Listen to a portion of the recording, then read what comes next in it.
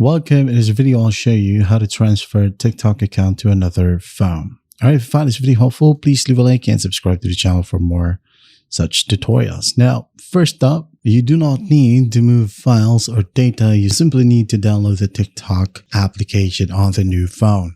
All right. And after you've downloaded the application, the next step would be just to log in. You can go ahead and use both phones with the same TikTok account simultaneously.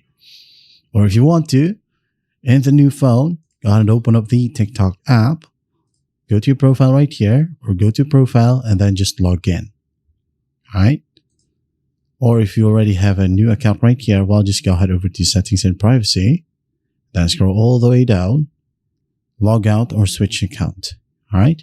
Add an account and then just log in.